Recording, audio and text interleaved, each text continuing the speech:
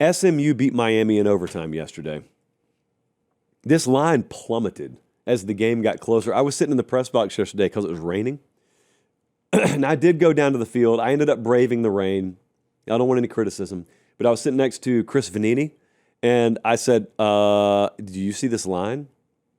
He said, what? It's like 10.5, right? I said, no. It was about 20 minutes ago. It's down to 8.5 now. Gasps everywhere. As Lee Corso used to say, somebody knew something. We got there because of Quick Trip. Quick Trip fueled us there. And they present this entire game recap, by the way. I give this game 4.5 Chalai. It really delivered. We were there. We were on the field. And we were part of another field storming.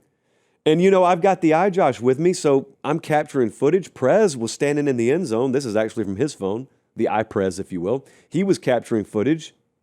Unbelievable times. Sold-out game there. Gerald Ford Stadium. It rained in the first half. There's not a cloud in the sky by the time the game ends. And there's Rhett Lashley. What an emotional scene. They just lost to Wake last week. This is Miami's 6th loss as a double-digit favorite under Mario Cristobal. This is SMU's first home win versus a top 10 team since 1974. They had Craig James there yesterday. They had Eric Dickerson there yesterday.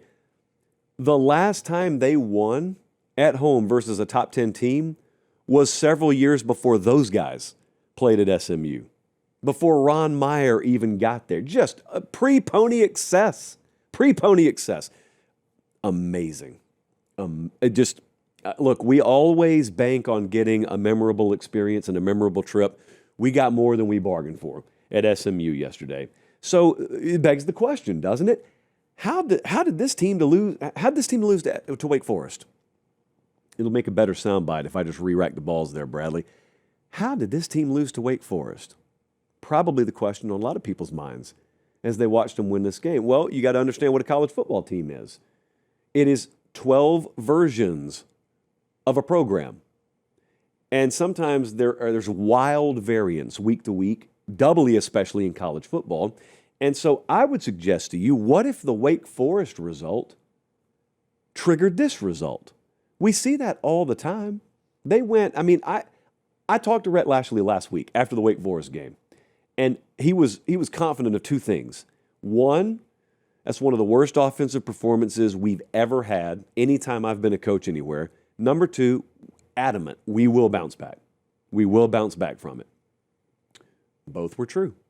And they bounced back yesterday. They didn't light the world on fire offensively, but you see they didn't need to. They played a complementary enough style where they got the job done. Kevin Jennings, the quarterback there, I can't speak highly enough of him.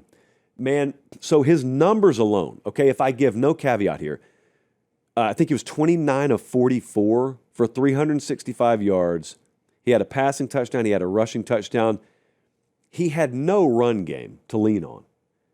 And so not only that, but there's a period of this game where he gets hurt and can't put any weight on the foot.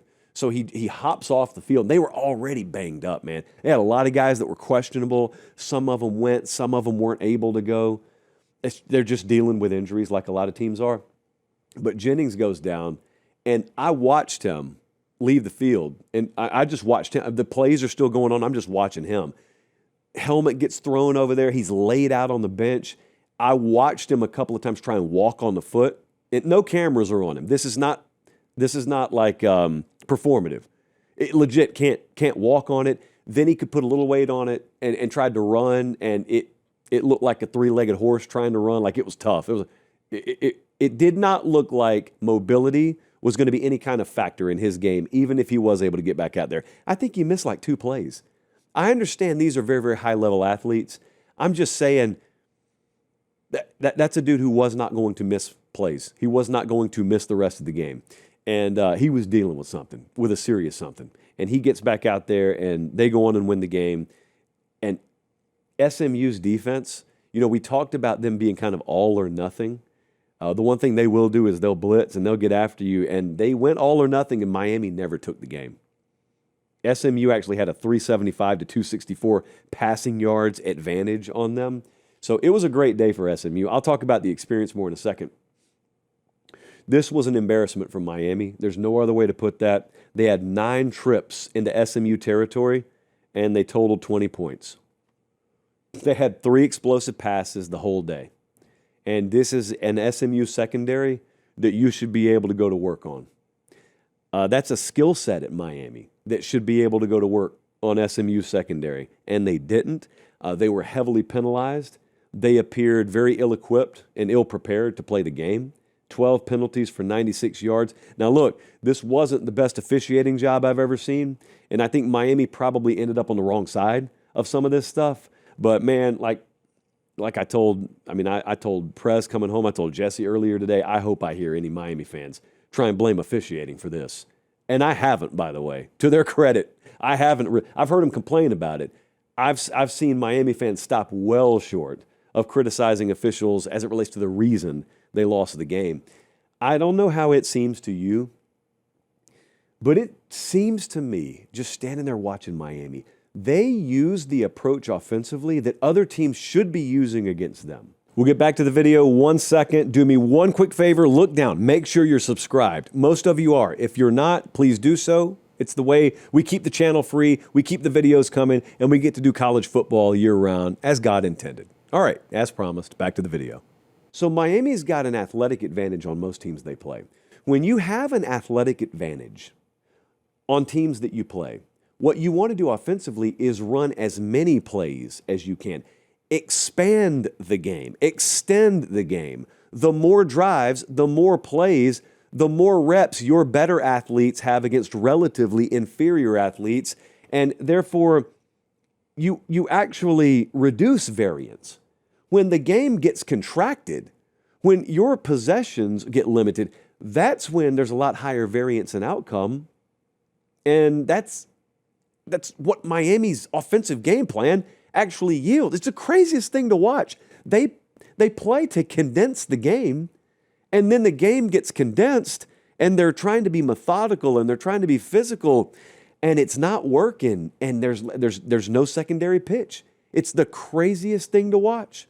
It is the craziest thing to watch, and yet it happened time after time after time, and eventually you realize this isn't going to change, and you get the result you got there.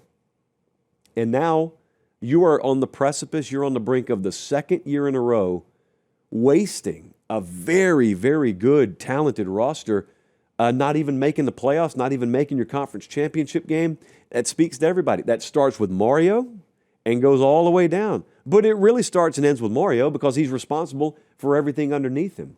And I don't really know what kind of adjustments you're going to make in season. And candidly, at this point, I don't know what adjustment you could make that would matter. I don't know that you control your own fate anymore. And I don't know what the math is on that, but are they done losing? I don't know that they're done losing. Their odds to win the ACC championship are done. So that's going to be a big story to follow. And they got 4 more games, and the last 2 are on the road, and all 4 of those teams can give them problems. They're favored by 28 against Syracuse, and that's all well and good if your team's still checked in. We got to make sure the team's still checked in first and foremost. There's no guarantee of that. There was a lot of unrest on that sideline. There should be. There was a lot of unrest between staff members. There should be. We'll see what that yields. But that's a story to keep a close eye on. And you've got to evaluate the entirety of your organization every year. Even when Ryan Day evaluated his organization after this last season. So it doesn't matter if you're terrible or you're great, you're evaling. Sometimes you look and say, I like everything. And other times you look and say, I hate everything. What is Mario Cristobal's eval of his organization is what I'm interested in. Like last year, it was so easy a blind guy could have seen it. You got to make a change at defensive coordinator. They did. Results have been better. But now offensively, they should be more than they are. Program-wise, they should be more than they are. I said when I went and watched them in person against Florida State earlier this year, I put out a tweet. I said, Miami looks different in person than any other team I've seen. And a lot of foolish people have tried to throw that back at me. Oh, how do you feel about that now? The exact same way as when I said it. I've watched all these teams in person. That team physically looks insane.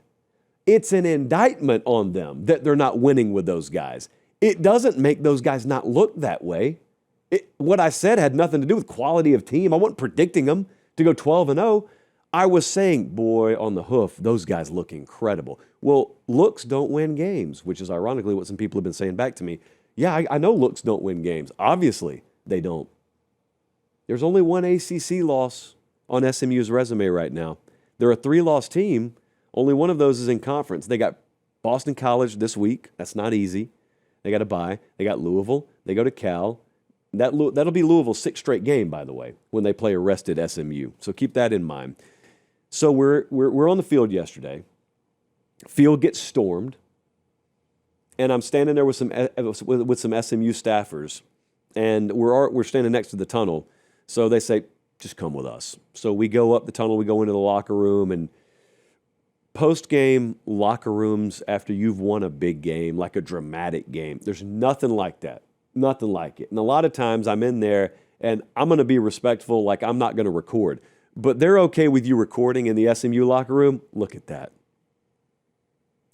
Shooter McGavin in the middle of it all. I'm standing next to Savannah. I'm just watching Rhett Lashley. I'm watching all these guys. I'm just soaking it all in. Savannah, like this could only happen in a college football game. She just says, oh, hey, there's Shooter McGavin. I say, excuse me? Yeah, Christopher McDonald down there. There's Shooter McGavin. What? Why is Shooter McGavin in the locker room? You know what? Don't even answer the question. Of course Shooter McGavin's in the locker room. So it was a great scene. That program needed it bad. They needed it really bad. First-class treatment. Loved our time there. Second half was beautiful weather-wise. Look at that. You'd never guess it was raining there an hour and a half before. So first game at SMU, very successful. Question becomes, what is the NID? Oh, by the way, George W. Bush also there.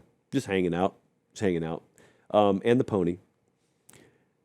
The big question is, and this is up to Rhett Lashley and those guys to answer, what is the NIL package for us to attend games? Because if that happens, every time we attend an SMU game, and it has every time we've been there once, what is that worth? Think about how that stimulates the economy, how it stimulates the student body, how it stimulates recruiting. I don't know.